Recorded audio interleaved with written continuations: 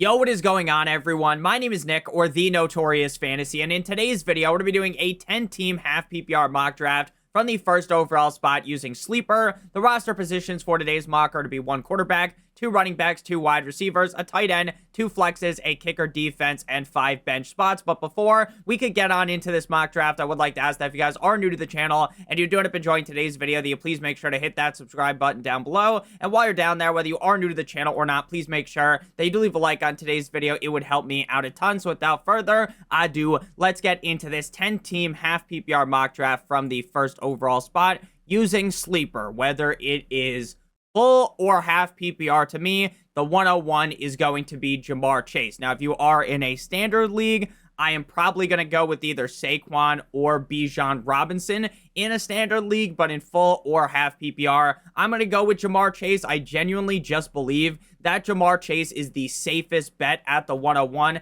I get it is far from a guarantee that he finishes as the wide receiver #1 overall again, but he is in an offense that has to throw the ball a ton, game in and game out, because the defense is so bad. Last year, he's coming off of leading the league in receptions, receiving yards, and receiving touchdowns, and I think it is entirely possible that he does it again. He is linked to one of the best quarterbacks in the NFL, again, on a team that has to throw the ball at an incredibly high clip, so I feel very confident taking Ja'Marr Chase here at the 101, whether it is full PPR or half PPR. I feel very good about that. After Ja'Marr Chase, Saquon Barkley, Bijan Robinson, Jahmyr Gibbs, CeeDee Lamb, Derrick Henry, Justin Jefferson, Malik Neighbors, Puka Nacua, Amon-Ra St. Brown, Ashton Genty, Christian McCaffrey, Nico Collins, bdge, Josh Jacobs, Josh Allen, Drake London, AJ Brown, as well as Devon Achane. Now, this is going to be a talking point in every single video where we do a 10-team draft, whether it's PPR, half PPR, or even in standard. And that is the fact that in 10-team leagues, the quarterback and tight end, the 1Z positions, are significantly more important when compared to your 12-team league. Why is that? Because in a 10-team league, basically every single team in your league is going to have a lot of talent on the roster. It doesn't matter if that league mate doesn't know shit about fantasy football. Doesn't matter if that person has ever watched a down of football in their lives. It doesn't matter that that person only watches the Super Bowl because they want to see the next Doritos commercial. They can draft a loaded team because it is a 10-team league. So the way that you get the up on those people is by having an elite quarterback or an elite tight end. Now, I do find it difficult to draft both an elite quarterback and an elite tight end because I just typically don't like my team as much when I do so, but I definitely think that especially if you're in just a 1 quarterback, 2 running backs, 2 wide receivers, a tight end, 1 flex league, it's definitely much more applicable to the strategy compared to when you have 2 flexes because you just need another extra running back or wide receiver. So it feels even more gross when your flexes don't look as good. But for me here, one of these picks are going to be a quarterback or a tight end. The other pick is either going to be a running back or a wide receiver. In this range, once you get to the Ladd McConkey, Tyreek Hill, T. Higgins, to me, after Ladd McConkey, there is a tier drop into the next guys. At running back, Bucky Irving, Chase Brown, Kyren, Jonathan Taylor. I don't really love Jonathan Taylor. I like Bucky Irving and Chase Brown the most. Since we already have Ja'Marr Chase, I'm just going to go ahead and take Bucky Irving here. I do have Bucky ranked 1 spot ahead of Chase Brown. I do think, though, it is perfectly fine to draft 2 players on the same team if the offense is going to be great like the Cincinnati Bengals. I've said this a million times over the summer, but maybe for some of you, this is the first time you've ever seen a video of mine. If I take 2 players on the Jets, Garrett Wilson and Breece Hall, that is absolutely fucking disgusting. I don't want to draft Malik Neighbors and Tyrone Tracy on the same team, right? I don't want to draft 2 players on a shitty offense on the same team. But if I think the Cincinnati Bengals offense is going to put up humongous numbers, which I do genuinely believe, then I'm perfectly fine drafting 2 guys on the Bengals. We're going to go with Bucky, and we're going to go with Ja'Marr Chase. We got our RB1 and our wide receiver 1. I think Bucky legitimately has the RB1 upside, and obviously Ja'Marr Chase has proven to us that he can finish as the wide receiver 1, so I feel very good. Now it's either tight end or quarterback. Brock Bowers is still available. Trey McBride is still available. If Brock Bowers was still available in your home league, you are going to take him here every single time. This is a guy that gets fed targets down his throat directly. They are going to force the ball to him. game in and game out. I get they have Jacoby Myers. I get they have Ashton Genty, but Brock Bowers is a key piece inside of this offense, and he put up humongous big numbers last season with shit tier quarterback play. I get not a lot of people love to stroke the metaphorical skin flute of Geno Smith and talk him up as this elite quarterback, and rightfully so. I don't think Geno Smith is that, but Geno Smith is certainly better than the scrubs that were throwing the ball to Brock Bowers last season. So if Brock Bowers wasn't here, you can just replace him with Trey McBride. I feel fine with that as well. Same thing goes with Lamar Jackson. If you wanted to go with a quarterback, I'd be perfectly fine with Lamar. But Brock Bowers feels great here. In half PPR, he isn't ranked nearly as highly over on the sleeper rankings compared to full PPR. So that's why he was able to fall to us. Plus, this is a 10-team league. So him going at pick 21 really isn't all that crazy, which is where we got him there. So after Brock Bowers, Jonathan Taylor, Lamar Jackson, Trey McBride, James Cook, Kyron Williams, Ladd McConkey, Chase Brown, T. Higgins, Breece Hall, Jackson Smith, Najigba, T. Higgins, Omarion Hampton, Jalen, stop, it hurts, Garrett Wilson, Marvin Harrison Jr., Alvin Kamara, George Kittle, and Mike Evans. So Jaden Stormy Daniels falls to us at pick number 40. If you wanted to go ahead and go quarterback, I would be perfectly fine doing that with this pick. But again, we already took the elite tight end. And honestly, if I was to take a quarterback here, I don't think Jaden Daniels would typically be available. So I probably would go with Joe Burrow. Plus, Joe Burrow has the stacking potential with Jamar Chase. Now, I don't think you need to go into your draft looking to 100% stack up your quarterback with your wide receiver. I don't think you have to do that, but it is an added bonus if it falls your way, right? I wouldn't say that you need to reach and get Joe Burrow. Joe Burrow would be perfectly at ADP if we took him with our next pick. So we're looking running back or wide receiver with at least one of these picks. And now that we took Bowers so early, you do not want to be taking a backup tight end, because when are you ever going to play? For instance, are you ever going to play Jonnu Smith over Brock Bowers? Like, I love Colston Loveland, but when are you ever going to trust Colston Loveland more than you trust Brock Bowers? I don't give a fuck if Brock Bowers is going up against the 85 fucking Bears. You're going to trust Brock Bowers more than you are going to trust the other tight end. So running back or wide receiver here would be the clear pick for me.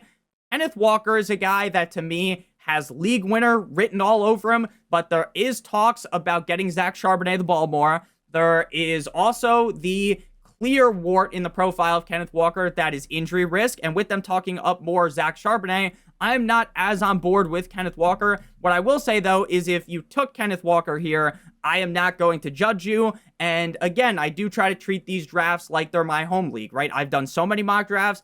I, on Underdog, have done over 150 drafts by now.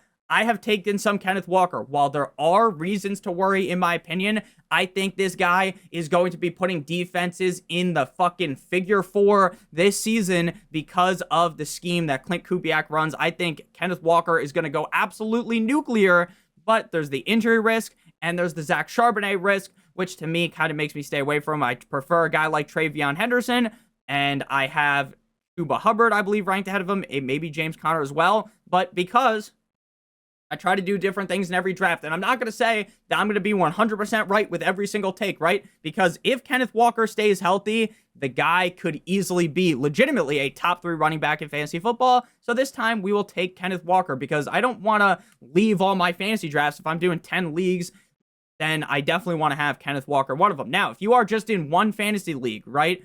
You have one league, then just take the guys you want. Fade away from the guys you want to fade because you only have one league. That would be kind of my opinion on things there. I play in like 5 or 6 leagues, so I do things a little bit differently. So if you wanted to go with Joe Burrow here, I would be fine doing so. But since we need a 2 running back start, 2 wide receivers, and 2 flexes, I would rather just wait at the quarterback position. So I'm either going to go wide receiver or running back here. And with Davante Adams available, I think Davante Adams is a certified smash over in LA with the Rams. As long as Matthew Stafford is able to stay healthy, then Davante Adams has a path towards finishing as a top 5 wide receiver. I mean, this guy's just putting up ridiculous numbers last year as a fucking Jet after being stuck on the Raiders. He was putting up big numbers on the Raiders. The guy is simply just that guy. He really is that good, and he's continued to be super reliable for fantasy teams. So why would we believe something is magically going to change now this year? So I feel very good about Davante Adams. I get they have Puka Nacua there, and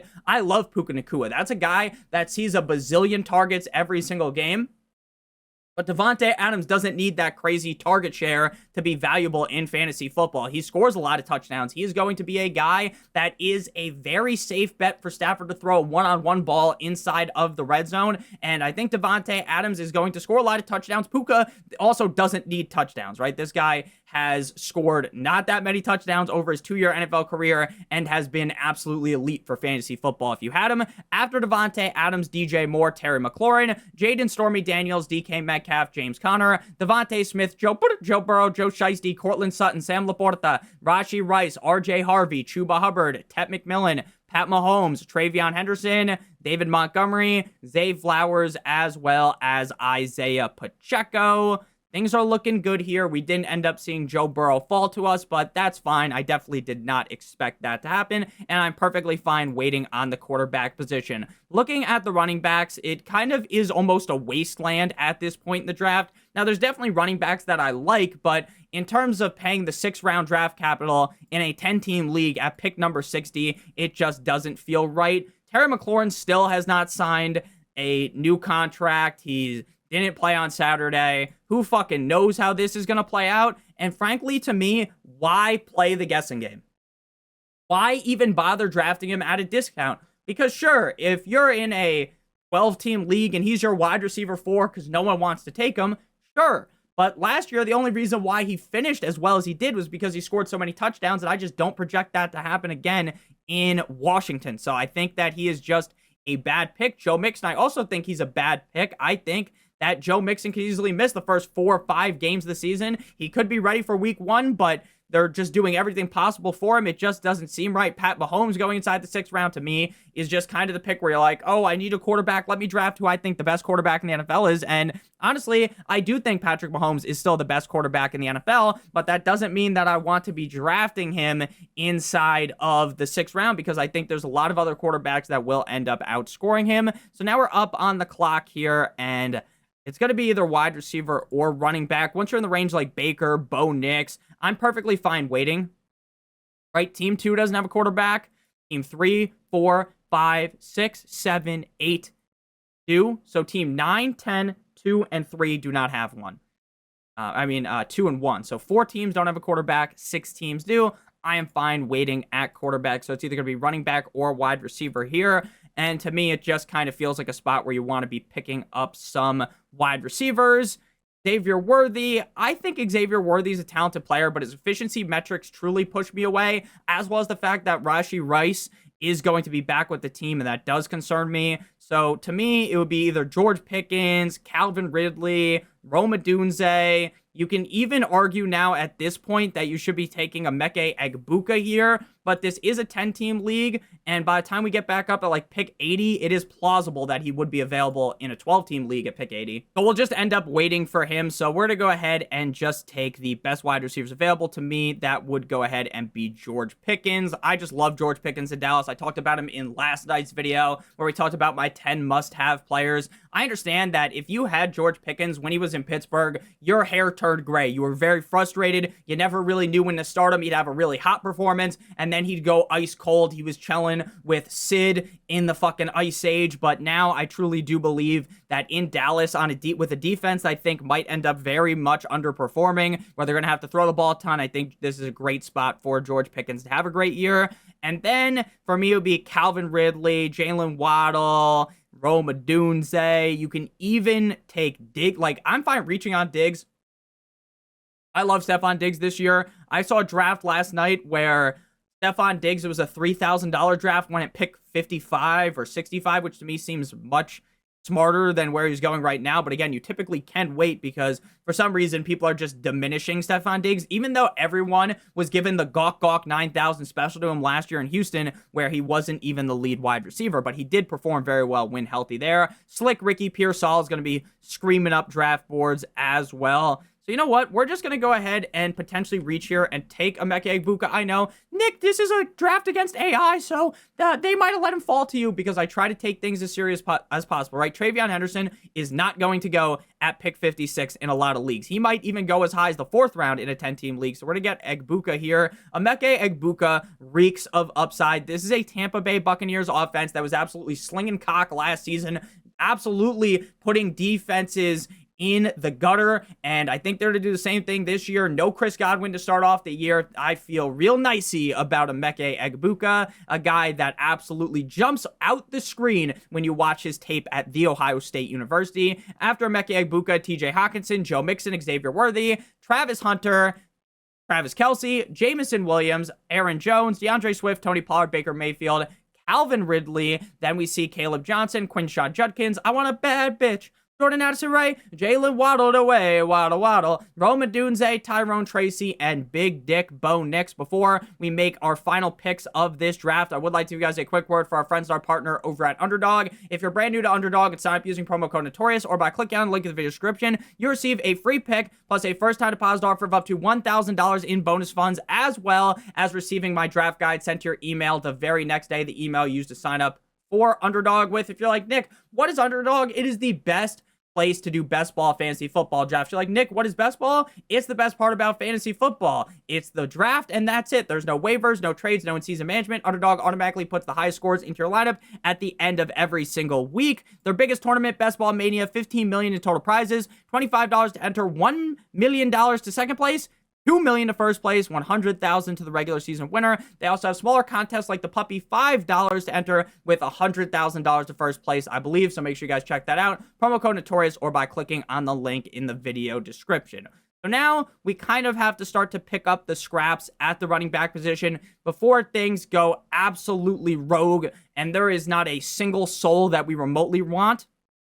Now, some beat reporters have been really hyping up J.K. Dobbins to be the lead back in Denver, which is kind of something we've been talking about during the summer. I've also talked about how I like R.J. Harvey, but more of the reports are starting to make me worry more about R.J. Harvey than I did a couple of days ago and make me feel even better about Dobbins, so I might have to move Harvey down my rankings that are updated on Patreon all the time. If you're not on the Underdog, or you're already on Underdog and you can't sign up again, just check out the link in the video description on Patreon. I update those all the time. I might have to move J.K. Dobbins up a bit, but here, if we wanted to go quarterback, to me, only one team doesn't have a quarterback. At some point, teams are going to start taking two quarterbacks. You kind of want to know your league. In some leagues, everyone's going to take a backup quarterback. In some leagues, maybe only half the league takes a backup quarterback. In some leagues, no one takes a backup quarterback, so it kind of is very, very different from league to league. Same thing is the case with the tight end position. At some point, we need a quarterback, but ultimately, I don't feel like I need to roll the dice here and draft Kyler Murray or Goff or something. I can just wait. So we're going to go with yet another wide receiver here. And since we have Mr. George Pickens, who for some might be a little bit risky, right? Emeka Egbuka, he's a rookie. Maybe that is a little bit risky for you. We're going to just wrap the bubble wrap, put a helmet on, wrap the bubble wrap around this team, and we'll go with Jacoby Myers. Now, I like Stephon Diggs, Ricky Pearsall more, but I think that Jacoby Myers is just a nice safety net, right? If if Stafford gets hurt, Jacoby Myers can be in our lineup if you're too terrified to play Devontae Adams with that dumb fuck Jimmy Garoppolo. So we'll go with Jacoby Myers here. And then we're going to take our next running back. And if you're looking for upside, I think ETN is probably the best pick in this range. ETN has pretty high upside, but I'm not going to guarantee you anyone that he is the lead back in Jacksonville, but we haven't taken him a bunch in these drafts. Liam Cohen obviously is kind of the running back whisperer. He's whispering into their ears, singing sweet nothings. So I do think that ETN could be very, very, very valuable in Jacksonville. I prefer Tank Bigsby. You can get Tank Bigsby many rounds later, but because, again, I treat these like my real drafts, I'd want to get at least a couple of shares of ETN, because if ETN is the guy in Jacksonville, he could easily be a league winner, but I would normally just wait and Tank Bigsby. Take Tank Bigsby much later, because I think Tank Bigsby, skill for skill, might be more skilled than ETN, and the team might end up liking him more. After ETN, Chris Olave, Jerry Jeudy, Brian Robinson, who's now a dick cheese pick at this time, with him now being the backup for Christian McCaffrey. He was only really a good pick, in my opinion, in Washington, because the Commanders were going to be so good. It didn't matter if Brian Robinson wasn't the most elite talent. Brian Robinson was going to put up a shit ton of touchdowns game in end game out potentially. He has that big upside because the offense is going to score so many points. But now that he's playing second fiddle behind McCaffrey, I just don't feel very interested in him at all. And I don't think that Brian Robinson and McCaffrey are going to be in a split share like a lot of people on the internet for some reason seem to believe. So after Brian Robinson, Stephon Diggs, Deebo Samuel, Mark Andrews, Tyler Warren, Evan Ingram, Cooper Kupp, Jalen Warren, Kyler Murray, the short king, Matthew Golden, Cam Scattaboo, Jawan Jennings, David Njoku, who's getting a little bit of competition now there in Cleveland. The backup tight end, whose name is Harold Fannin, has been popping a little bit. Now, I'm not saying that you need to just throw out David Njoku, but now I'm at least a little bit more worried. Slick Ricky Pearsall, Khalil Shakira, as well as Chris Godwin. Now, Javonte Williams seems like he's going to be the lead back in Dallas, right? Because our main man, Jaden Bonnie Blue, is hurt. But let me tell you something, brother. Let me tell you something. Shout out to Hanuto Moicano in the UFC. He always says, let me tell you something. Javonte Williams, I will tell you something about him. Javonte Williams fucking sucks dick. He is absolutely terrible. I don't want anything to do with him. I drafted him last year because I fell for, been more time since the injury. He's going to bounce back. I don't trust it at all. I would rather take my shot on Jaden Blue late and just hope in a few weeks Jaden Blue's the lead back, right? If you get points for starting in week 1 in your league, then go ahead and play Javonte Williams. But I don't think that the running game there is going to be all that effective, and I think that Jaden Blue is going to be the better pass-catching back when he returns. So Javonte Williams is a clear Michael Jordan fadeaway, in my opinion. So I have Jordan Mason ranked the highest out of this group, but let's go ahead and get J.K. Dobbins if the reports are true, and he is the lead back in a Sean Payton system for as long as he can stay healthy. That is going to be a great pick. The reports that Najee Harris might play week 1 says Ortis. I don't think so. If you haven't practiced, you haven't gotten into the actual practice field, and we are now less than 2 weeks away from the fucking NFL kick, and you think J.K. Dobbins is going to start week 1? That's not J.K. Dobbins. You think Najee Harris is going to start week 1? That is absolute lunacy, in my opinion. I have no fucking idea how anyone thinks that's even possible. The guy's wearing a eye patch like he's Patchy the fucking Pirate. Not really. His eye is just fucked up, okay? And I feel terrible for him because that is a terrible run out for you, right? Anytime, on the 4th of July, be as safe as possible. Terrible run out for him, but genuinely, I don't understand how anyone in the right mind thinks that he's going to be ready to go in week 1. And even if he's healthy, right? Even if they feel like he's ready to play, right? If he was on the team for years, sure. But he just showed up there. I don't get it. So we're back up on the clock here. We got 4 running backs. We have 1, 2, 3, 4, 5 wide receivers. Maybe we go another running back here. Could just stay with the wide receivers. And honestly, since we're probably going to be starting 4 wide receivers every single week and 2 running backs, the smart move is probably to take another wide receiver. But at some point, we all know that someone's going to take a second quarterback. We are going to get potentially buried big time at the quarterback position. So I would just like to take the quarterback that I prefer the most here, and that would be big cock Brock Purdy of the San Francisco 49ers. Brock Purdy has always been very reliable in fantasy football, and he even was last year, despite the fact that everyone around him got hurt. The reports are that Jawan Jennings should be good to go for week 1. So at least it's going to be Jennings, Slick Ricky Pearsall, George Kittle, CMC for week 1. I feel very good about Brock Purdy's projection, and he feels like an incredibly safe bet at quarterback with big upside. And my prediction was correct, right? The guy that took Bo Nix in the 8th round took Jared Goff in the 11th round. The guy that took Jalen Hurts in the 4th round took Herbert in the 11th round. Now, it is very important to note that if you take Jalen Hurts in the 4th round, you cannot take a backup quarterback. And if you do, you say, Nick, I need a backup quarterback, take him in the 13th round before you draft your kicker and your defense. Why?